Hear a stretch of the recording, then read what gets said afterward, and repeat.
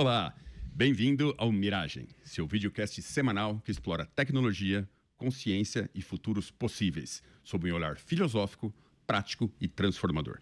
Vivemos uma aceleração tecnológica sem precedentes. Inteligência artificial, biotecnologia, computação quântica, tudo está se transformando diante dos nossos olhos.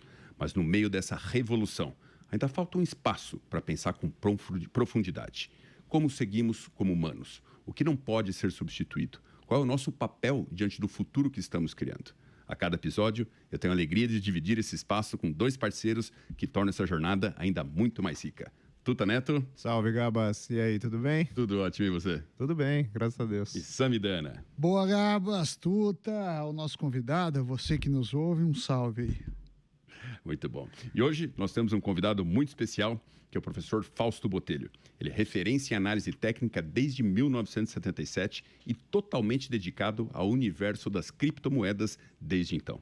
Foi fundador da Enfoque Gráfico, criador do programa Quinta Técnica e eleito pelo Cointelegraph Brasil como um dos nomes mais influentes do país em criptomoedas. Fausto combina experiência e visão para analisar oportunidades nessa classe de ativos que promete transformar o mundo. Fausto, seja muito bem-vindo. Muito obrigado, é uma honra estar aqui com vocês nesse podcast e vamos lá falar desse assunto que a gente gosta, né? Ótimo, ótimo, vamos lá. Bom, e para começar, eu quero começar com você, sabendo como é que foi a sua entrada. Você era um cara acadêmico, tradicional, economista, analista gráfico e de repente você se fascina por esse mercado de Bitcoin desde 2017, que ainda não era totalmente novo, mas era algo que estava ainda bem no comecinho da história, né? Como é que foi essa entrada? O que despertou em você esse desejo de estudar, de se aprofundar e hoje, como você mesmo disse, se tornar um evangelista desse mercado? Eu só preciso corrigir, economista não, mas fiz engenharia e administração, 5 anos de faculdade, mas não formei. No final, a minha graduação é de análise técnica. Né? Tá. Entrando em 2017, eu sabia que eu precisava estudar esse tal desse Bitcoin aí.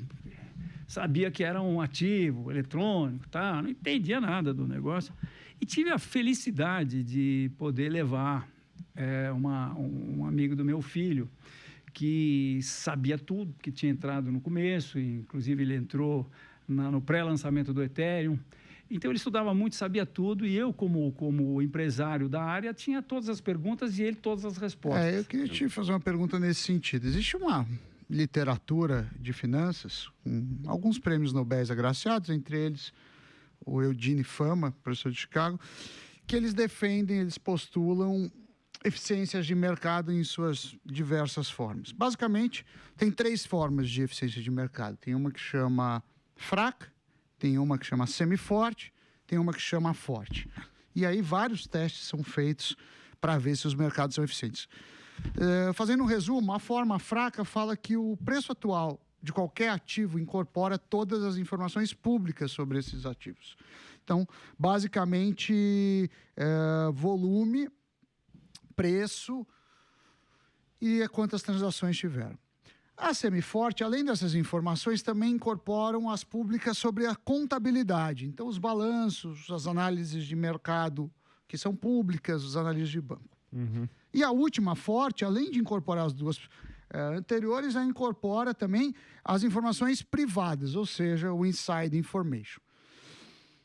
Nos testes feitos, a informação, a forma forte não é verificada, ou seja, sempre tem alguém ganhando com informação privada, inside information.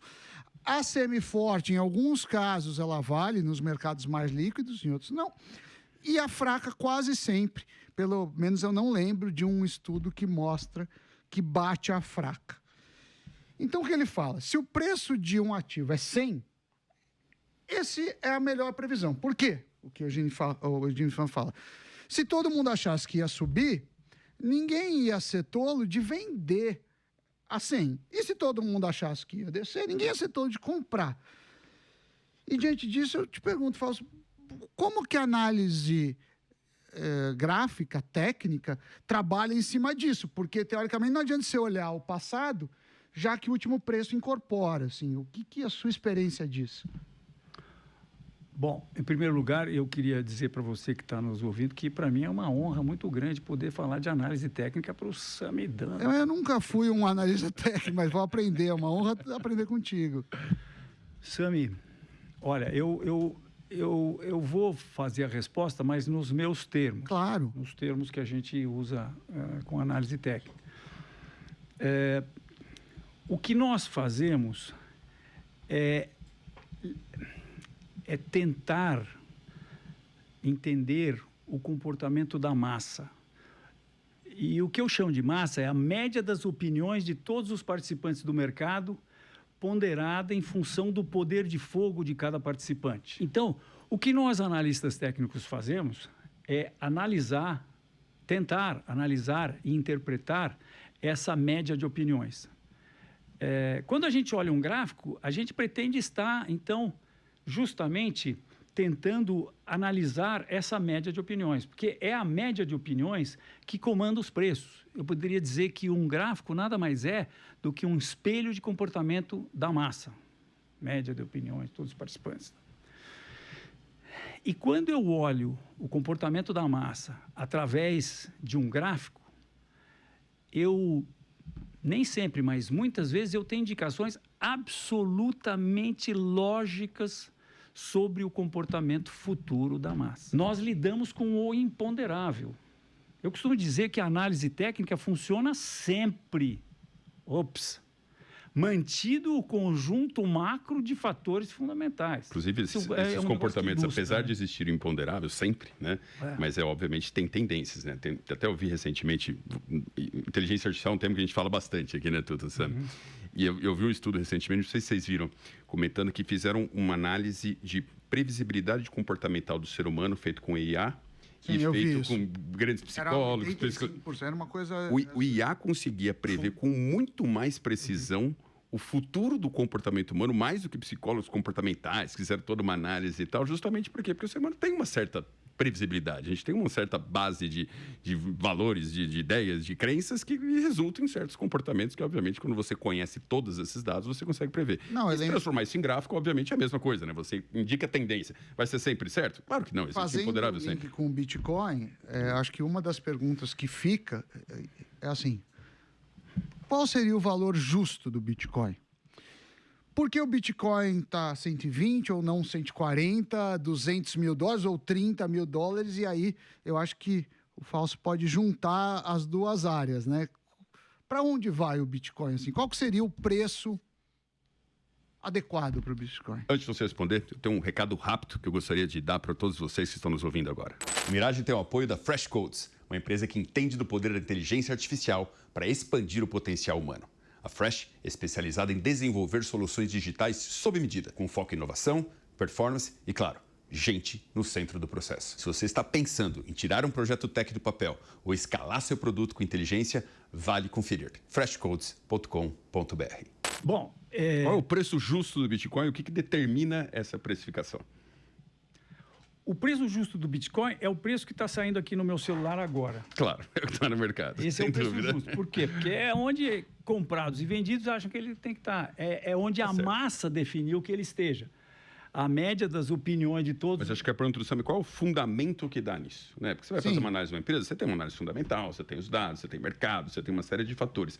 Qual a análise fundamental do Bitcoin que determina essa tendência de alta, que é uma tendência muito forte, claro que existe imponderável, mas quando a gente olha uma conjuntura de fatores de ações do mercado americano, ações de grandes fundos, ações de grandes investidores, a gente vê uma tendência de alta nisso, isso é indubitável. Agora, fundamento, tenta explicar para a gente rapidinho aqui como é que você explicaria isso para leigos. O de 3h30 ou de... Não, o de 3 minutos. De 2 minutos. Isso. Não, então eu vou mais rápido ainda, ó. A cotação do Bitcoin é resultante de uma divisão entre um ativo que está no numerador, que é deflacionário, e um ativo que está no denominador, que é inflacionário. E uma das coisas que tem na inflação, que o americano ainda não conheceu, é o processo de exponencialidade. A inflação exponencial. À medida que ela se instala, ela vem e ninguém tira ela de lá. Ela é um elefante, um hipopótamo que senta na sala e você fala, por favor. Ele falou, não, tá bom aqui. Pô. E fica, né? E tem uma coisa também, né? Os governos, até pelo grau de endividamento dos governos, a inflação é algo desejável para eles, né? Então... Total, né? Os Estados Unidos, a gente já sabe que eles resolveram sacrificar a moeda, né? Parece que está claro isso para muita gente. Não sei qual é a opinião do Sami aqui. Sim, acho que existe um processo de inflação em dólar. Inclusive, isso é uma estratégia, ao meu ver, do Trump para exportar mais. A China fez isso durante muitos anos, como política de Estado. Agora, há uma área sensível, porque se deflaciona, se o dólar fica muito inflacionado, as pessoas também podem não confiar no dólar mais. E se isso acontecer, ele perde aí o poder de política monetária do mundo, né? Eu acho que isso está acontecendo, assim, sim. Já começou a acontecer, claro que ainda não é uma representatividade importante, mas já vê vários países já não mais tradando em dólar, já buscando moedas alternativas, já vê isso acontecendo, né? Que é um mercado até com emissões de títulos. Eu estava até conversando com o Fausto agora, antes de a gente conversar, nas emissões de treasuries dos Estados Unidos, que sempre teve uma liquidez total, hoje você vê um volume muito menor sendo emitido, com prazo muito curto, né? Já não existe mais aquelas emissões de 30 anos, está meio sem demanda para consumir dólar a longo prazo da forma como é que está. E eu acho que é um indicativo muito forte, né? Assim, a baliza do Bitcoin ainda é o dólar, porque se não for o dólar, eu vou trocar Bitcoin pelo quê, então? Bom, me responda essa, Fausto. Se não for o dólar, com que eu vou comprar Bitcoin? Quando eu tive aquelas aulas de Bitcoin e tal, eu falei, pô, eu preciso contar pro Canitz, né? E aí, eu convidei ele para almoçar. Só que antes do almoço eu fiz o meu dever de casa. Eu dei uma xeretada. Falei, filha da mãe, ele já está no Bitcoin desde muito, ele já está ligado nisso faz muito tempo. E o vídeo que eu vi responde a sua pergunta. O cara chega para ele e fala assim, mas quanto vale um Bitcoin? E ele fala, um Bitcoin vale um Bitcoin. Aí o cara fala, não, mas quanto que vale um Bitcoin, assim, né? Aí depois de 5 vezes que ele fala que um Bitcoin vale um Bitcoin, aí ele, então, fala, você está querendo saber quanto vale essa porcaria dessa moeda Fiat, esse dólar aí? Aí eu junto isso com um post que eu vi há poucos dias, parecia que estava lá em Nova York, naquele prédio da esquina, lá, como é que chama? O Times Square, né? E que dizia assim, lembre-se, você não está comprando o Bitcoin, você está vendendo o Fiat. Nossa, aquilo me arrepiou, cara. Tem uma questão, pelo menos econômica, que é a seguinte, se a gente entrar nos títulos brasileiros, para não ficar falando só dos Estados Unidos, hoje a taxa de juros está em 15%, mas existem títulos que pagam inflação mais um percentual. Em torno de 6, depende do prazo, 6, 7, depende do prazo. Isso quer dizer que quando você investe, você recupera o poder de compra e tem 7%. O que a gente pode traduzir em um ganho acima da inflação de 6% ou 7%. Nesse sentido, um argumento que o Fausto falou, e eu entendo, fala assim, olha, o Bitcoin não tem essa inflação. Só que, por outro lado, pelo que eu entendo, ele não tem o ganho real, ele não tem um rendimento em Bitcoin. E aí vem a pergunta, tá bom, um Bitcoin vale um Bitcoin, mas quanto ele se valoriza em termos de poder de compra, não para o dólar, para uma cesta de consumo, claro. Carro, imóvel, um serviço ou consumo. Tem como a gente saber pensar em valorização em termos de poder de compra? O que eu posso te dizer é que o Bitcoin é o ativo que mais performou sem dúvida, ao longo dos últimos 10 anos. Né? Mas olhando daqui para frente, né? Até para a gente voltar um pouquinho, vocês me perguntaram o que eu achava que ia acontecer com o Bitcoin, né? Qual era... Então, eu acho que o Bitcoin vai para infinito. Por quê? Porque você me diz que os Estados Unidos está sacrificando o dólar. Sim. Fernando me diz que os leilões estão começando a dar uma rateada. O gasto com juros dos Estados Unidos já é maior do que o gasto com as Forças Armadas. É o gasto número 1 dos Estados Unidos. Então, o dólar vai para zero. Assim como foram todas as moedas de todos os impérios que precederam os Estados Unidos da América. Mais dia, menos dia. Vai ter uma tal de hiperinflação lá, que os Estados Unidos não conhecem, o mundo não conhece ainda. Só os caras mais velhos que conhecem, que viram. O pessoal lá da Venezuela conhece. O pessoal da Argentina já passou bem perto disso também. Já passaram por isso também, né?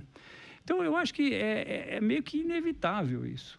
Então, a valorização do Bitcoin é função de que ele é um ativo que não tem como se desvalorizar, porque com as coisas que estão acontecendo no mundo agora, com essa nova bill que está para ser aprovado, daqui a um mês ou coisa assim, eles aprovaram o bill nos Estados Unidos que fala sobre as stablecoins. Agora vem outro que vai permitir que as empresas possam efetivamente investir em Bitcoin, quando deixarem todas a legislação em ordem. Isso vai estar, vão ter todas essas empresas, fundos e tudo mais, vão estar com compliance para investir em Bitcoin. Isso são outros trilhões que podem vir, né? Uhum. Não, tem várias ações lá nos Estados Unidos acontecendo que várias. A gente vai falar um pouco mais tarde, mas nós vamos comentar de ações, por exemplo, o plano de previdência privada americano, o 401k, né, 401k, que é como se fosse a nossa previdência aqui. Autorizaram que esses fundos possam investir em Bitcoin a partir de pouco tempo atrás. Pra vocês terem uma ideia do que isso representa, estima-se entre 10 e 12 trilhões de dólares somente nesses fundos. E várias outras coisas. A gente está fazendo tokenização dos ativos com base em blockchain, que é a tecnologia por detrás do Bitcoin. Então, com isso, você vai poder comprar imóveis, uma fração do imóvel, comprando um token do imóvel. Eu quero ter um imóvel de 100 milhões de dólares, eu não tenho 100 milhões de dólares, mas eu tenho 100 mil dólares. Então, eu vou ter 0,1% num token desse imóvel. Você consegue transacionar muito mais liquidez. Criar um criptoativo em cima de um bem. Mas, voltando à questão de valorização, a taxa de juros hoje americana está 4,25, eles trabalham numa faixa, né? Por aí. E a inflação americana é menos que isso, acho que está em torno de 2%. Depende, né? Não. Há divergências. A projetada. Esse ano, sim, está em 2%, a gente teve ano de 8%, sim, né? 2022 pós-pandemia, 4%, ele está rodando a 2%. Então, se a gente pensar também num patrimônio em dólar, se tiver um juro real, ou seja, uma taxa de juros acima da inflação, que é o que tem, a gente também vai ter um valor infinito. A questão que fica, eu acho, Fausto, no passado, Bitcoin bateu todo mundo, não tem dúvida. Passado, a gente mede. Mas aqui para frente, a gente pode acreditar que o Bitcoin vai subir mais do que a inflação americana e mais do que o juro real americano, porque se for, ainda que ele bata a inflação, mas for menos que o juro real, ele vai ser um ativo comparativamente desinteressante frente ao dólar. Mesma coisa em relação ao real. Então, eu queria entender, porque para mim é muito difícil achar preços de Bitcoin. Tá bom. Mas como é que você precifica o ouro? O Fausto já deu a explicação no começo. É o seguinte, se a BlackRock, que é a mais poderosa do mundo, achar que vale mais, vai valer mais. Porque de fato não vale porra nenhuma. Você pode pegar o código do Bitcoin e agora criar o Samecoin. Hoje, você pode pegar e fazer isso. Só que o Samecoin não vale por quê? Porque ele não tem, porque o Fausto não tem, porque a BlackRock não tem, porque o governo de El Salvador não tem. Então, o que faz o valor é as pessoas quererem. E o dólar, ele está na mão dos Estados Unidos. O Bitcoin, na teoria, não está na mão de ninguém, né? Se bem que tem 10 milhões de Bitcoins que ninguém sabe na mão de quem que está, né? Vamos descobrir daqui a uns anos. Então, é isso que faz o Bitcoin valer. Tem muito, acho que não vai nem dar tempo de a gente conversar aqui, mas existe bastante fundamento quando você vai estudar mesmo, Fausto vai poder falar isso daqui a pouco, mas relacionado à energia, a própria estrutura de como foi feito, você traquear tudo o que acontece, você tem um número limitado de 21 milhões de moedas que podem ser emitidas, você tem uma escassez diferente de moedas fiduciárias, que não tem escassez nenhuma, você pode imprimir a hora que quiser, isso leva a uma tendência inflacionária, obviamente. Mas o que eu digo ele não é uma coisa única, entendeu? No sentido que mas você pode criar ouro, né? Por que o ouro vale o que vale como reserva de valor? O ouro, mas o ouro é um metal precioso. Se você for analisar bem, o ouro está em todos os microchips do mundo, é um metal extremamente escasso. Precisa... Tudo bem, agora inventaram um método de transformar mercúrio em ouro. E eles conseguem extrair pelo menos um 2% do ouro. É criado em fusão de estrelas, é uma coisa louca. E tem uma questão da história do ouro que, em algum momento da humanidade, a gente usou o padrão ouro. Sim. Então, você tem um legado. Você tinha uma referência de valor de mercado. Uma referência disso para emitir. Que não existe mais, mas existe isso. Porque a dúvida, Gabas, é o seguinte, tá bom, até quanto eu posso pagar no Bitcoin que seria um negócio razoável? Tá. E mais, se eu projetar daqui a um ano, qual que é a tendência daqui a um ano? Porque se for menor que a valorização acima da inflação, eu uso o tesouro não é o que vem acontecendo desde o início. Mas a questão é, ok, e daqui para frente? É o cálculo da inflação multiplicado pelo poder da especulação. É isso aí, mas se o dólar está inflacionando, o Bitcoin é deflacionário, ele é inversamente proporcional, só que ainda tem a escala ali da especulação, da vontade de estar num ativo maior. Então, assim, você vai para um negócio que é por aí, não é ou não, Fausto? Estou falando besteira. Deixa eu só interromper aqui. Infelizmente, nosso tempo aqui na Jovem Pan está chegando ao fim. A gente tem um tempo de 30 minutos aqui pelo programa, mas essa resposta que nós vamos ouvir, eu faço responder, e vários outros temas que nós vamos trazer, girando em volta desse assunto Bitcoin, futuro das moedas, economia e etc., nós vamos continuar no Miragem Podcast no YouTube. Então, se você puder, acompanha lá, vai no YouTube, Miragem Podcast, você vai conseguir acompanhar toda a continuação desse podcast, que infelizmente aqui na Jovem Pan nós vamos ficar por aqui. Muito obrigado pela audiência, esperamos vê-los no canal do YouTube. Fausto, vamos responder agora a pergunta do Tuta. 450 bitcoins por dia. Ponto. O que é? Ponto o quê? Código. É o código hoje. seu, que seus... Hoje. Amanhã, 450 bitcoins. 52 milhões 650 mil dólares. Ou seja, porcaria nenhuma. Isso é o que se cria de bitcoins por dia. E daqui a um ano, 2 anos... Produção decrescente, né? Cada vez é mais difícil minerar. Anos, eu acho, o próximo halving, como se chama, Sim. Isso vai ser cortado pela metade. Sabe-se lá quanto é o custo de mineração por Bitcoin hoje? Você sabe? É algo que dá lucro, porque os caras estão lá e já está beirando hash rate... perto de $70 mil. Custou. Então. De mineração. Custo mês, né? Pronto. Agora, Isso para você conseguir... Por uma moeda. Por uma moeda. Para você conseguir... Vale 120. Mas é o que eu estou dizendo. Então, mais uma hora, isso... Não, e a tendência, obviamente, quando você analisa, você vê escassez, custo alto de produtividade, atrelada à energia, que, querendo ou não, que move o universo da energia. Então, tem um fundamento. Não é assim, porque o mercado resolveu dar esse valor. Eu acho que, por muito tempo, o último governo americano, por exemplo, do Biden, era um governo que perseguia Bitcoin a qualquer custo. E mesmo um governo americano, a maior potência do mundo perseguindo, não conseguiu segurar. E o que você viu foram grandes fundos entrando, outros países entrando, investidores entrando. E agora, com esse governo que é mais pró criptomoedas, vamos chamar assim, eu acho muito difícil não ter um salto muito grande, não ter uma elevação alta de valor nos próximos... Não estou aqui fazendo análise, cada um por sua conta disso, nem posso, não sou licenciado para isso, é um uso pessoal, full disclosure aqui. Eu compro, eu gosto, eu acredito e estudei o suficiente para poder ter essa convicção no que eu estou dizendo. Mas eu concordo que é um assunto muito nebuloso e é por isso que nós estamos nesse episódio aqui. Fausto. Eu posso fazer análise. Você, daqui eu acho que é o único registrado na CVM. Você pode. Nós não podemos. Por favor, faça. Choque de oferta. Nós estamos aí... A qualquer momento podemos ter um choque de oferta. É só entrar algum desses dólares que você mencionou, 12, 13 trilhões aqui, mais o pessoal de fundos e tal.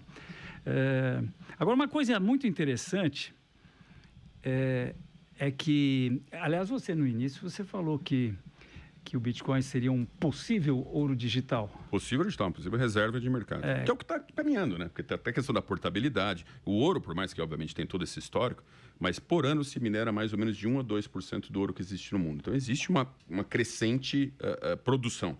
E mais do que isso, Tuta, já existem tecnologias que estão chegando muito próximo de já ter escala industrial de fazer ouro. Tem, eu não falei, tem. Exato. Agora. E aí, a hora que isso acontece, o grande critério de valorização de qualquer ativo é a escassez. Né? A hora que você perde esse fator...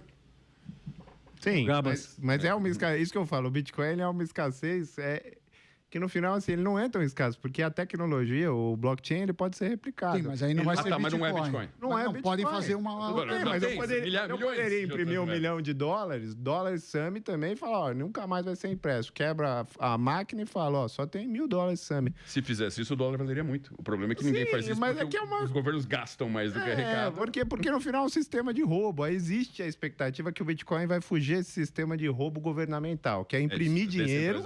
As pessoas roubam dinheiro. Quando ela imprime, ela pega assim o seu dinheiro e fala, pô, todo dólar do mundo tem 1 trilhão, vamos supor.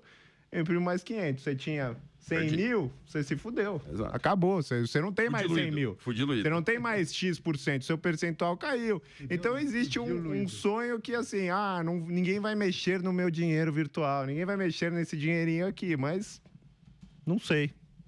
Eu tenho um pouco de Bitcoin, eu não tenho nada contra, mas na filosofia eu acho que uma coisa tão... Eu acho que se todos soubessem, já estaria valendo uns 15, 20 milhões de dólares. Esse que é o ponto. É justamente por isso que ainda é algo que ainda está começando, né? Conceito de inflação é complicado. É complicado. Não, e muitas variáveis e sempre existe o imponderável, né? Claro, pode realmente. Eu acho muito difícil hoje falar, vai virar pó. Eu demorei muito para entrar nesse mercado. Eu fui entrar faz 2 anos, talvez, porque na minha cabeça era binário. Era algo que ou virava pó ou virava muito. Aí eu não tô para jogar cassino com investimento, então eu falei, eu prefiro não entrar, vou observar esse mercado. Mas a hora que você começa a ver essas tendências todas de grandes fundos, grandes países, grandes governos e essas ações todas acontecendo, você fala, opa, peraí, mudou. O virar pó já não existe mais essa possibilidade. Você acha que uma BlackRock vai perder isso? Não, exatamente. O governo americano isso que eu tô falando. Aí você vê o valor. Eu acho que essa é a matemática. Esse é o meu ponto também. Se quem tem poder tem e vai fazer valer, então tá valendo, assim. Dá medo é esses caras trocarem, né? De moeda rapidamente, pode criar alguma... Por exemplo, às vezes os caras querem criar uma moeda que eles sejam dono, né? Falam que a XRP eu vejo muita teoria da conspiração que eu adoro. O Paulo Guedes, quando era ministro, ele falava muito de criar uma moeda digital do governo, né? Do Banco Central do governo. Agora tá vindo aí. CBDC. Isso é frio, hein? Fria. Deu frio, hein? Mas deixa eu fazer uma pergunta. Você falou que o Bitcoin poderia ser o possível ouro digital, né? O Michael Saylor fala muito disso. Você não sabe que é o Michael Saylor, o cara é um ícone aí do mercado de Bitcoin. Ele tinha uma empresa, a MicroStrategy, na crise das .com. A empresa dele perdeu 98% do valor, ele quase quebrou. Aí ele falou, agora nunca mais eu vou deixar de ter dinheiro em caixa. E aí ele fez um monte de caixa com a empresa dele. E aí tinha um problema, 550 milhões de dólares para levar para daqui a 30 anos com o poder de compra desses 550 milhões de dólares, ou qualquer coisa que o valha parecido. E ele, então, definiu o conceito de energia monetária. Então, ele diz que o único ativo que conseguiria manter a energia, porque se pega uma pilha, leva ela para daqui a 6 meses, 3 anos, 1 ano, foi embora, gastou, a energia foi embora. Então, ele conversou com o T-Bills e falou, como é que é aí? Ele falou, não, tudo bem, dá aqui essa grana aqui, que eu te pago aí de 4 a 5% de juro ao ano, e daqui a 30 anos eu te devolvo de 40% a 50% do seu principal. Ele falou, aqui para você. Não, muito obrigado. Aí correu todos os outros e foi parar no ouro e no Bitcoin. E diz, então, que ele fez o conceito de que o Bitcoin é o ouro digital, né? Eu gosto de enfatizar isso, porque você que está nos ouvindo e não tem ainda muita noção disso, eu quero fazer uma pergunta para você, Gabas. A Amazon é a livraria digital ou as livrarias digitais? Começou assim, hoje é muito mais outra coisa, né? A Amazon é a livraria digital. A livraria é o analógico, a Amazon é o digital. Não é que a Amazon é melhor do que todas as livrarias dos Estados Unidos. Ela é 1000 vezes melhor, mas tem um detalhe. Ela é programável por ser digital. Bitcoin é a mesma coisa. Ele é programável. Então, e quem diz que a Amazon vai vender livro? Ela vai vender tudo. Bitcoin pode fazer tudo do mundo de cripto. Então, sim, ela é o ouro digital.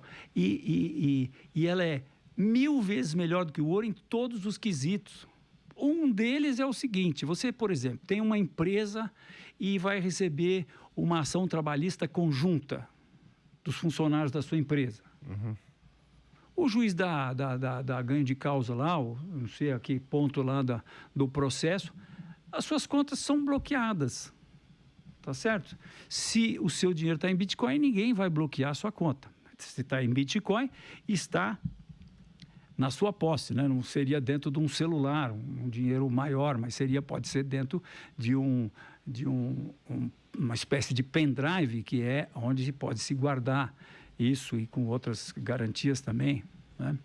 E, então, eu acho que, sim, o Bitcoin é o ouro digital. Ele é muito melhor. Poxa, um exemplo que o Michael Saylor dá também, você quer mandar 10 milhões de dólares para Hong Kong. Não, vai 100 milhões de dólares. Vai. Quer mandar 100 milhões de dólares para Hong Kong. Você vai lá no seu processo digital lá, que pode ser o seu computador, o seu laptop, daqui a meia hora está lá. Vai mandar 100 milhões de dólares em ouro para Hong Kong. Você tem que contratar um navio, pô. Você tem que contratar um navio, você tem que contratar uma força armada para defender isso e por aí vai. Agora, um outro aspecto também é muito interessante é o seguinte, com relação à escassez do Bitcoin, Tuta. Se o Bitcoin dobrar de preço, o que vai acontecer? Vão produzir mais Bitcoins? Porque não. 450 Bitcoins por dia. Se o ouro dobrar de preço, vão produzir mais ouro? Claro. Ele vai deixar de ser tão escasso. E se ele multiplicar por 10 o valor dele, o Elon Musk vai soltar um foguete, vai lá no asteroide, vai minerar ouro lá no asteroide e vai trazer para cá, né? É, lógico que eu estou... Sim, não, tudo bem, são teorias. É que tem uma coisa assim do Bitcoin que isso é bem falado também, né, para quem acompanha. Grande força do valor do Bitcoin ser tão ascendente é que as pessoas pegam dívidas em de dólar com os bancos para comprar Bitcoin. Está acontecendo. Empresas, e, assim, esse é o cenário possível onde o Bitcoin pode quebrar ou pode pelo menos dar uma bela andada para trás, porque no final é a mesma coisa que aconteceu em 2008 na crise financeira, porque é o seguinte, todo mundo pegando dinheiro, comprando um monte de casa, não tinha nem gente para morar nessas casas, e aí tava uma hipervalorização de imóvel, quando foram falar, ver aquele negócio, caiu um castelo de casa gigante. Isso está acontecendo agora com o Bitcoin, isso é um fato. Que é isso, a pessoa pega, como a valorização dele é maior do que o empréstimo que o cara tá pegando no banco, ele vai pegando, aumenta, ganha mais dinheiro, valoriza mais, pega um empréstimo maior, blá, blá, blá. Isso é um castelo de cartas do Bitcoin. Tá? Isso está acontecendo, assim, é um fato, não é uma especulação aqui o que eu estou falando. Agora eles acabaram de publicar uma lei nos Estados Unidos de staking que você consegue deixar como garantia o próprio Bitcoin. Uhum. E aí você alavanca dinheiro em cima do próprio Bitcoin. Então isso já diminui bem o risco. Mas quando você faz, até a gente já chegou a mostrar isso em algum programa, acho que deve estar na internet, em algum papo, existe uma correlação forte entre a Bolsa Americana e os Bitcoins. Então... Uma correlação em qual sentido, Sam? Uma correlação, quando um sobe, o outro sobe, ainda que em proporções diferentes. Claro. O Bitcoin é muito mais explosivo, né? Então, se a bolsa sobe X, o Bitcoin sobe um multiplicador. Quando cai, também acontece isso. Então, ele tem uma relação forte com a economia. Claro, é a quantidade de dinheiro no mundo. A quantidade de dinheiro no mundo é limitada, né? Então, obviamente que tá precisando de um que tá caindo aqui, tá precisando de dinheiro, vamos vender outro lado, né? Então vai acabar caindo tudo. Até o momento que não vai ser mais. Sim, mas pode ser... Ué, nós não chegamos à conclusão que o dólar vai para zero? Que os Estados Unidos estão sacrificando o dólar, como todas as outras moedas de todos os impérios que antecederam. O longo prazo é um lugar muito distante. E no longo prazo a gente não vai estar aqui, como já diria o Keynes. Então, quer dizer, prevendo os próximos 100 anos, já está bom o tamanho. Se ele for para um ano e meio, zero, daqui 1000 anos, eu não me importo. Do jeito que vai o mundo, prever qualquer coisa, mas de um ano está difícil. Mas eu quero te chamar a reflexão aqui, Sami, que talvez o longo prazo seja agora. Sabe por quê? Porque nós estamos... O dólar vai para zero agora aí também. Não, peraí, não. Eu estou falando aqui em termos, com visão de analista técnico, eu estou falando que a nossa tendência de alta, eu entendo que ela começa em 2019, né? Em 2009, depois da crise do subprime. Eu assisti a palestra do Mervyn King, que é ex-presidente do Banco Central da Inglaterra, e ele falava assim, nós tivemos em 2008, nós tivemos um problema, porque nós demos muito crédito. Então, nós tínhamos que resolver esse problema. Você inferia que ele estava se referindo a ele, Banco Central, o Fed, Banco Central Europeu e japonês. Então, nós demos muito crédito, tínhamos que resolver esse problema. Ele olha para o público e fala, como é que nós resolvemos esse problema? Nós demos mais crédito, né? Então, e dá uma risadinha. E ele tem um livro escrito que ele critica esse processo. Então, eu entendo que de 2008 para cá foi tudo meio fake, a alta das ações. Tem muita gente que entende que hoje uma das principais causas da alta das ações são os buybacks que estão sendo feitos pelas empresas, que elas compram suas próprias ações. E com isso, os múltiplos delas se modificam e aí parece que está mais barato do que, na verdade, está, né? Então, só para dizer que eu acho que talvez o processo de alta, que foi extremamente beneficiado com um novo macro fator fundamental, como nós já falamos aqui, né? Que foi a IA, que já está aí há 2 anos. Eu acho que talvez a IA possa ter dado um impulso maior aí para o mercado e quem sabe a gente já possa estar aí em vias de ver alguma coisa um pouco mais drástica ou mais ruim acontecer para o mercado de ações. Então, é nisso que eu digo que eu acho que, sim, à medida que se criou os ETFs, o Wall Street começou a ficar junto de criptos, né? E por que, por exemplo, o mercado de ações cai e o Bitcoin cai? Porque o Bitcoin tem um monstro de uma liquidez. Inclusive, sábado e domingo, ele está lá com aquela liquidez enorme, né? Então, eu acho que BlackRock, por exemplo, se tiver que, depois da reunião do Conselho de Investimento lá, chegar à conclusão que eles precisam de caixa, o Bitcoin é um sério candidato, porque estala o dedo e está lá a grana, não tem problema, né? Então, eu acho que sim, Bitcoin vai cair, e isso é a minha análise de agora. Eu acho que eu estou entendendo que Bitcoin pode ter uma queda um pouco mais significativa agora, porque eu acho que é bem possível que os Estados Unidos... Isso porque eu estou vendo indicações e, veja bem, daqui a uma semana eu posso não estar vendo mais essas indicações. Elas podem se mostrar verdadeiras ou não. Pode surgir novos fatores fundamentais, logicamente, mas eu estou vendo sinais um pouco preocupantes nas tendências de alta que estão acontecendo nos Estados Unidos. Umas fraquezas numa hora que eu acho que não devia acontecer. E o Bitcoin acabou de romper, fazer um novo topo histórico e fez uma formação de reversão, que a gente interpreta em análise técnica como sendo algo que mostra uma fraqueza dos touros, que estavam lá naquele processo. Touros, para você que não sabe, é como a gente qualifica os comprados, né? Porque o touro chifra para cima e o outro lado é os ursos que dá a patada para baixo, né? Então, os touros estão dominando esse processo há muito tempo e agora eles parece que deram uma fraquejada aí, que é o que a gente consegue interpretar de análise técnica, que eu achei bastante preocupante, né? Se eu não tivesse aqui com essa honra de estar falando aqui no programa da Jovem Pan, eu iria pegar meu celular e dar uma espiada ali no gráfico agora, mas eu não vou fazer essa desfeita aqui. Imagina, fica à vontade. Pode olhar o gráfico. Bom, vamos lá. Quando a gente fala desse cenário todo macroeconômico, existem alguns fatores que são preocupantes, né? Um deles, obviamente, é o tamanho da dívida pública dos governos, né?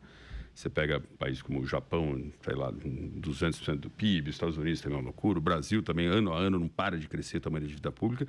E a gente que é pessoa física, a gente sabe que quando você começa a ter uma dívida maior da tua capacidade de receber dinheiro, de pagar, algum lugar esse negócio vai estourar. Os governos, como têm essa capacidade de imprimir moedas, eles vão rolando essa história. Agora, eu ouço isso, eu somente queria te ouvir aqui, porque eu ouço essa história, que está uma bolha, que vai explodir, que as dívidas estão gigantescas, que os governos não param de imprimir moeda, que isso gera essa pressão inflacionária e que é insustentável, que vai ter um ajuste de preço. Eu ouço isso pelo menos há uns 12, 13 anos de grandes especialistas no mercado, grandes economistas, PhDs, que, claro, nem todos, mas alguns afirmam categoricamente que, olha, não tem como aguentar, é insustentável, vai cair, vai ter um ajuste. Não é possível que uma ação que você vai comprar está tradeada 100 vezes o valor que ela gera de valor. Pô, você vai comprar um papel que você vai demorar 100 anos se continuar do jeito que está, para você se pagar. Como assim? Essa conta não faz sentido. O múltiplo deveria ser na casa de 8, 10, 12 no máximo. Então, como é que isso, como é que se sustenta um mundo que a maior parte dos países desenvolvidos, né, estão nessa situação de dívida altíssima, com pressões inflacionárias, com mercados de ações puxados para cima, com múltiplos exorbitantes? Claro que o mercado digita o preço, você acabou de explicar isso, mas... Eu acho que a gente tem uma questão importante que bolhas ocorrem o tempo todo na economia. Assim, prever que vai ter bolha ou que algo vai... Se não falar data, você vai acertar. Você vai acertar, mas cedo ou mais tarde. E aí a grande questão é quando que vai ter um rompimento. Se é agora, se é depois...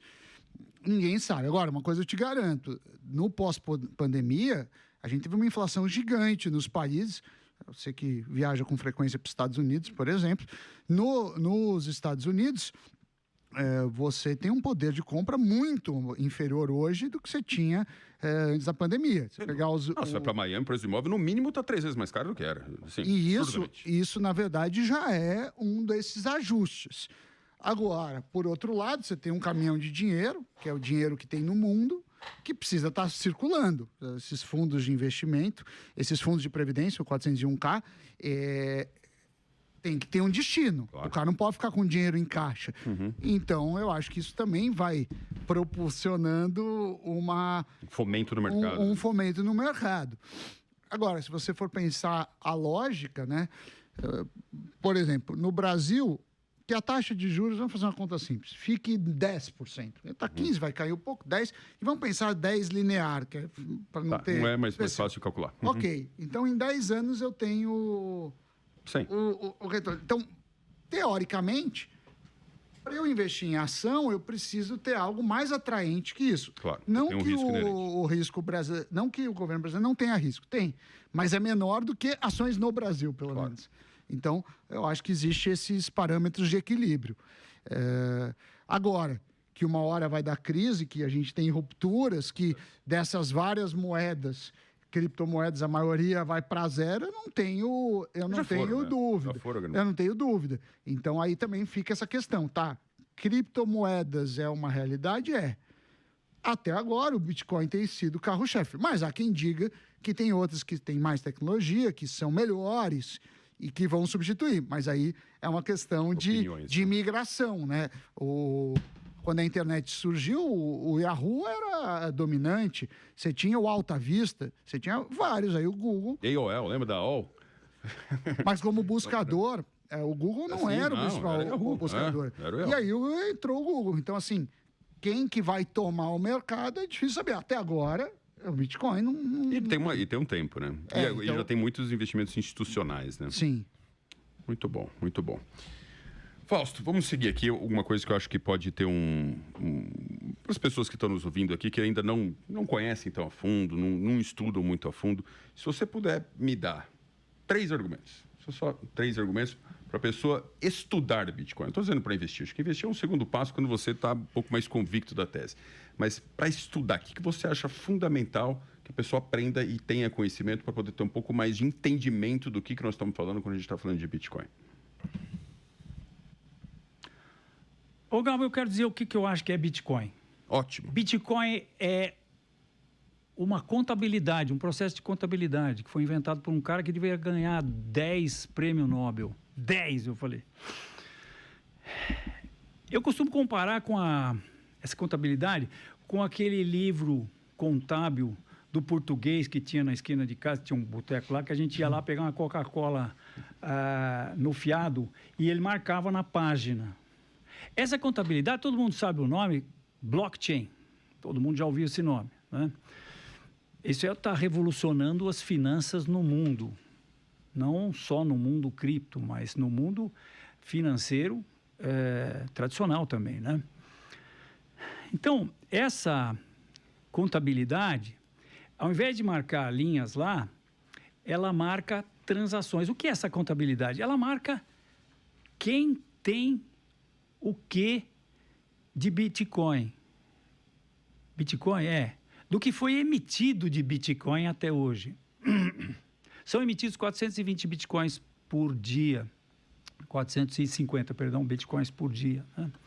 E hoje já existem 19 milhões e lá vai pedrada de Bitcoins, quer dizer, 90 e tantos % de todos os Bitcoins que serão emitidos já foram emitidos. Isso porque o Bitcoin, por definição, e o que é isso, definição? Isso é uma definição que está no software que roda na máquina de centenas de milhares de computadores que estão ao redor do mundo, né? E nunca conseguiram quebrar. Tomando conta do Bitcoin. E muito bem. Então, essa contabilidade, essa folha, na verdade, são blocos. Blockchain é uma cadeia de blocos. E o que é um bloco? O bloco é um conjunto de transações. E para a gente entender Bitcoin, a gente precisa entender o que é uma transação. E a transação, talvez tenha uma surpresa aqui para vocês, porque talvez eu possa mostrar aqui para vocês rapidinho. Eu não vou mostrar ela toda, mas eu posso mostrar. E eu, eventualmente, vou ter a maior honra do setor de criptomoedas, que será, eventualmente, passar uma pílula vermelha para Samidama. Porque eu, aqui nos bastidores, estava pedindo, por favor, para o Sami baixar um aplicativo de Bitcoin. Um aplicativo que é uma carteira de Bitcoin. E, aparentemente, ele baixou. Sim, o nome qual que é do aplicativo? Coin OMI. Esse é o que eu uso. Coin OMI, ó. Tá aqui. Sim, números. OMI. Então, toque para iniciar. Ele vai iniciar a carteira. Vou pôr minha senha aqui, que é muito... Uma senha qualquer, né? Essa carteira vai criar para ele um código de 53 caracteres, maiúscula, minúscula e número. Esse código é difícil de lidar. Então, as carteiras, os aplicativos, eles têm um processo, um algoritmo que transforma esses 53 caracteres em 24 palavras. Essas 24 palavras ele precisa manter escritas lá em algum lugar, guardadas em algum lugar. Porque se ele perder o celular, ele compra outro, baixa o software de novo. E o software vai falar, você quer uma carteira nova ou uma carteira de backup? Ele vai falar de backup. Ele fala, pois não, então bota aí primeira palavra, primeira, segunda, bota as 24 palavras e ele volta para aquele código original dele. Com esse código, ele consegue transferir as bitcoins que estão depositadas em nome desse código no blockchain. E uma transação, que é o que os blocos registram, é um processo em que eu passo $10 para Samidama.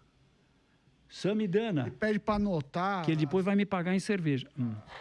Ele pede para anotar um monte de palavras... Não, mas você vai fazer isso. Tira o print screen e põe no bloco de notas. Ele pede para eu falar as palavras. Não fala nada. Nem mostra para mim. Esse é o teu código. E se você mostrar para mim... A mais secreta é o que dá acesso a Sammy, se você mostrar para mim, eu vou ser o primeiro suspeito quando sumir os $10 daí. Entendeu? Não, mas ele não deixa. Não, mas ele fala que está tudo bem aí. Não tem essa opção. Não tem? Então... Depois você faz. Bom, depois você faz isso aí. Você não perdeu tempo. Volta aqui, ó. Mas basicamente o que o Fausto está dizendo é que hoje existe uma simplicidade de você, inclusive, poder realizar transações com Bitcoin. Então, o que o Sami vai fazer é adicionar moeda. Agora você vai fazer Bitcoin. Pronto. O Sami acabou de criar uma carteira de Bitcoin. E agora ele vai clicar lá na carteira de Bitcoin, que você vai adicionar de novo, que não adicionou, adicionar moedas, e acha Bitcoin aí. Bitcoin, adicionou. Isso. Esse aplicativo e agora, não está muito funcionando, não. Ele vai me mostrar um QR Code. E o que eu vou fazer? Na minha carteira, eu vou ler o QR Code dele, botar $10 aqui e vou apertar o botão. Em 10 segundos, ele vai entender, o software dele vai entender que ele está no processo de receber $10. Isso é muito legal, porque a pessoa sente... Pronto, agora você vai clicar em... clicar na carteira de Bitcoin aqui, isso, e agora você tem que receber lá, Sam. Mostra o seu QR Code aí. Se alguém quiser Sam acabou de receber $10. Se quiser mandar mais uma grana para o Sam. Cotação de hoje, estamos em R$ 54,10. Eu vou pegar o meu aplicativo e vou ler o QR Code do Dani, que demora esse tempo. E agora eu vou botar aqui $10 em cerveja depois, hein, Sam? E vou mandar. E vou mandar uma gorjeta normal, porque a gente dá uma gorjeta lá para a rede e vou dar confirme. Você escolhe quando você vai dar para a rede. Isso. Tá. Vou botar o código. Eu acho que assim, transferir dinheiro de uma pessoa para outra não é uma coisa complexa. O que é complexo é que assim, se fosse mais R$50 mil, seria legal. Voltei. Existem leis, entendeu? De Bitcoin de novo? Essa é a pica. Foda-se, mandar pronto, dinheiro é minha gente. Tá $10 aqui, ó, recebido, que é um 0. E pronto, 0, minha gente, mostra aí. Zero nada. Minha gente. Olha lá. Ô, Gama. Vou dividir com meus companheiros. Vai fechar uma quadra de pickleball. Deixa eu me gabar aqui pro mundo Bitcoin. Eu consegui dar a pílula vermelha para Samidana, moçada. É mole. E ainda vou ganhar $10 de cerveja. Vou voltar em cerveja. Sami, sabe o que aconteceu? Vou daqui 10 anos, quando o dólar for para zero. Mas você vai... Quando o dólar for para zero... Vale 20 milhões de dólares, tá vendo? Não vai fazer... Esse 00 alguma coisa de 20 milhões é dinheiro. Mas você sabe que uma vez, meu irmão estava num evento em 2013, nos Estados Unidos. Um evento do Peter Diamandis, que quem acompanha, ele tem um podcast super legal, chama Moonshot, vale a pena assistir. E eles deram lá zero... Não, desculpa, deram um Bitcoin para cada participante. Para cada participante. Mas valia $5, $10, o evento não era um evento barato, então, obviamente, era irrisório perto do valor do evento. Mas ele estava justamente querendo promover, e estava muito incipiente, estava no começo. E eu estava com ele há um tempo, eu falei, e aí, o pessoal já veio te agradecer? Ele falou, Fernando, mais de 90% perderam. Porque tinha que ter essas palavras, esse código, eu, por exemplo, já não anotei. Exato. Esquece.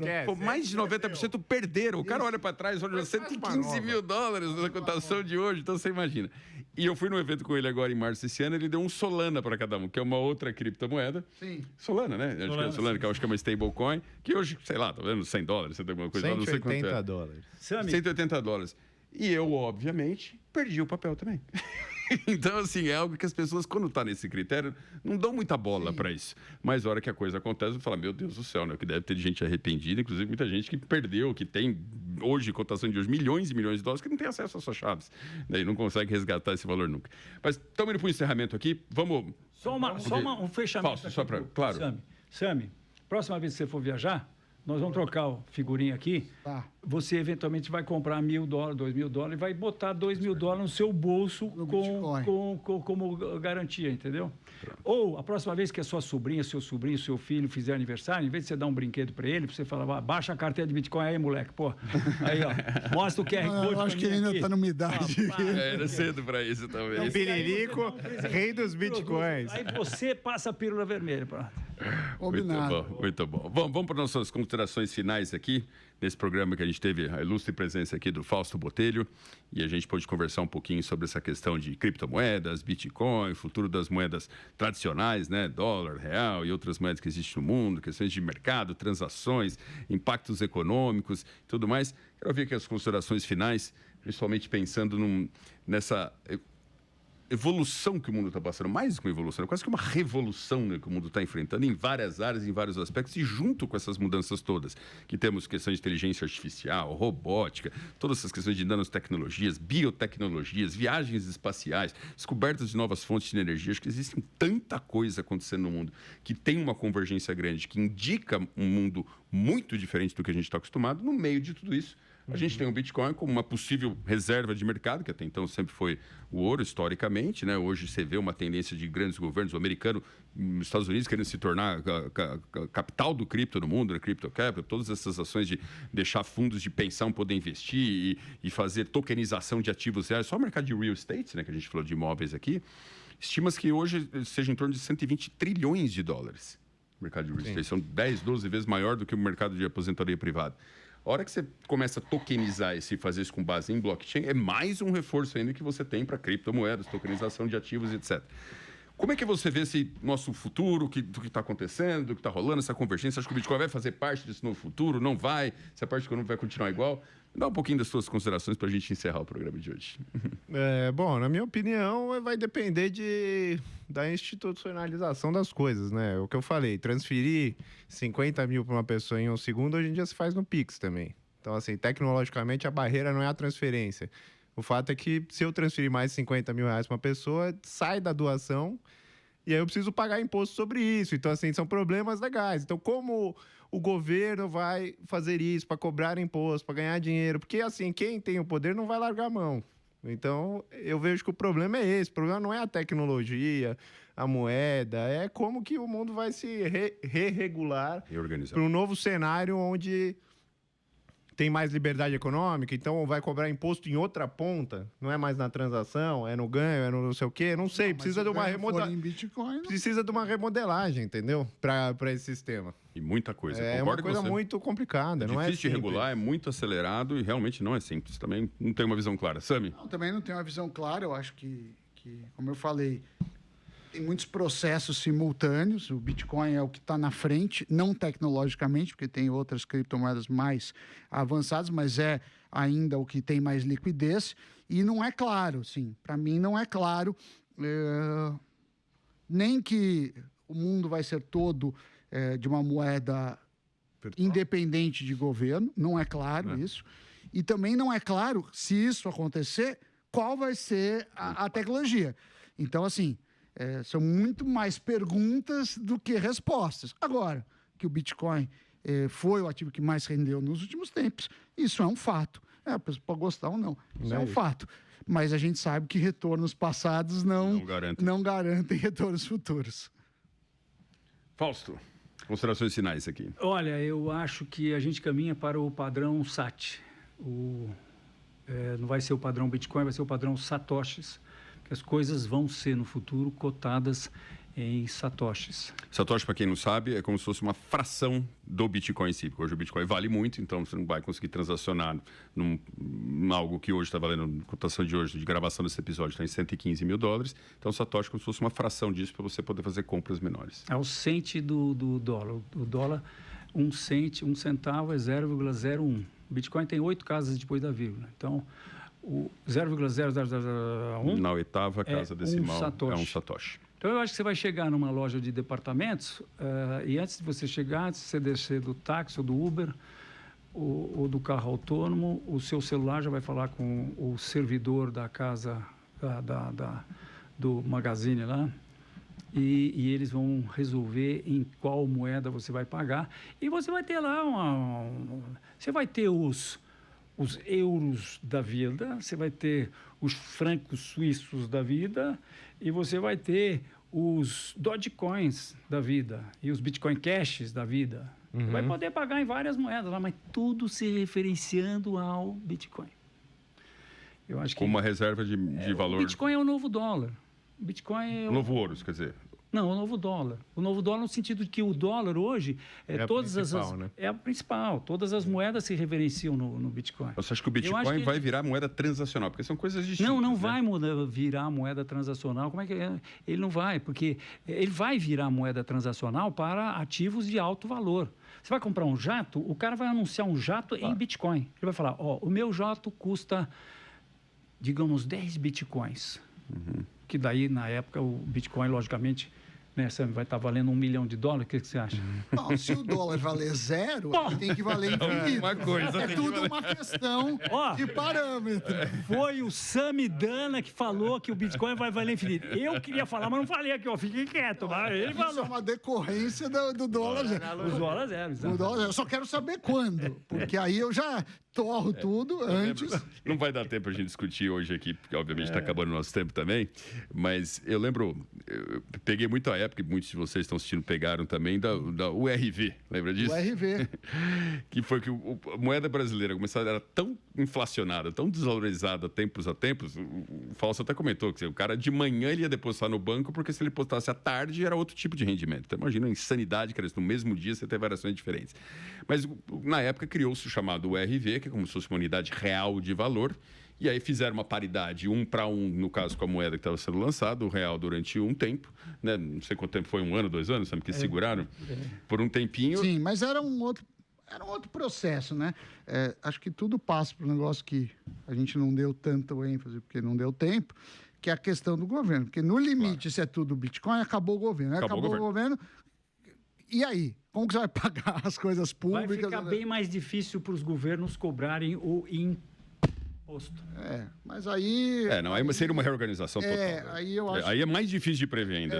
Aí eu acho que ele vai lá e toma a sua casa. Precisa de uma IA aí vai ser militar o negócio. Precisa de uma IA extremamente avançada para calcular esse cenário. A gente não tem ainda as soluções. Não tem. É isso mesmo. Mas eu acho assim, para a gente encerrar o programa, já estamos chegando no final aqui, acho que existe uma tendência natural no mundo de digitalização. Tudo que um dia foi físico, isso vira digital. Então, esse é um processo natural e obviamente, está acontecendo também com moedas nessa parte econômica. Mas existe uma outra tendência também no mundo, a hora que você começa a digitalizar, você demonetiza, as coisas começam a ficar muito mais baratas e você começa também a causar um fator aí acontecendo isso, que as coisas começam a ser muito mais democráticas e acessíveis para todos. E isso leva, em última instância, a um cenário provável, uma descentralização do poder, da economia, das finanças, etc. E nesse cenário de descentralização, os governos realmente eles perdem total força, como o Sam disse. É um cenário que a gente desconhece, hoje ainda todos nós estamos sujeitos aos governos, impostos, leis, regulamentações, etc, etc, etc. Cada país tem o seu, obviamente, mas a gente está totalmente sujeito a isso. Mas num cenário descentralizado, os governos perdem muito desse valor e sabe-se lá qual que vai ser a função do governo, se é que vão existir. Né? Então, claro que não dá para a gente prever o que vai acontecer daqui 10, 20, 30 anos, ainda mais a velocidade que as coisas acontecem. Mas eu acho que tem um aspecto que é importante aqui, até como uma reflexão para a gente nesse episódio, que é, nesse cenário que a gente pega nos últimos X anos, existe como um ativo mais valorizado os bitcoins e outras criptomoedas que aconteceram com uma imensa valorização. Vários movimentos globais sinalizando que os governos estão começando a investir nisso, já existe uma atenção muito maior para todos esses aspectos, também vem acontecendo. Eu acho que é prudente para todo mundo que, de uma certa forma, pensa no futuro e considera, uma medida com prudência, pegar 1% do que você tem alocado, do teu patrimônio, uma coisa que você tem investido e tal, procure diversificar carteira. Eu, como eu disse, eu não sou autorizado a dar recomendações de investimentos, não é um papel aqui, eu posso falar pela minha experiência pessoal, como usuário disso e como investidor dentro disso.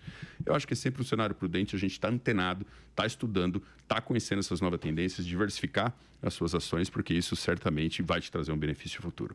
E nessa linha que o Mirage Podcast existe, de trazer para vocês essas tendências, essas novidades, essas possibilidades futuras, essas novas tecnologias, essas convergências das tecnologias atuais que estão acontecendo, sempre no intuito de uma visão, claro, analítica, uma visão profunda, a gente procura se aprofundar aqui dentro do tempo que a gente tem, mas sempre sabendo que a gente está fazendo um exercício aqui de futurologia, né? A gente está sempre procurando prever um pouco de futuros de tendências, mas claro que ninguém consegue saber o que vai acontecer daqui a um segundo, imagina daqui a alguns anos, como a gente às vezes aqui brinca de adivinhar. Mas estudar, conhecer, se aprofundar nesses temas, sempre é bom, porque te dá muito mais base para você preparar para o que vem acontecendo. Samidana, muito obrigado. Tuta Neto, como sempre, obrigado. Ter a parceria de vocês aqui é sempre uma honra. Hoje tendo a ilustre presença aqui do Fausto. Obrigado pelas suas contribuições, pelas suas análises, suas visões. E obrigado principalmente a você, nossa audiência aqui que nos acompanha. Vocês são a razão de a gente estar aqui compartilhando tudo isso. Então, quanto mais a gente puder divulgar, se puder compartilhar esse episódio, divulgar para os amigos, dar um like, assina o canal, acho que isso é legal para a gente espalhar mais essas nossas tendências futuras, essas boas novas que a gente procura trazer aqui. Um grande abraço e até a próxima.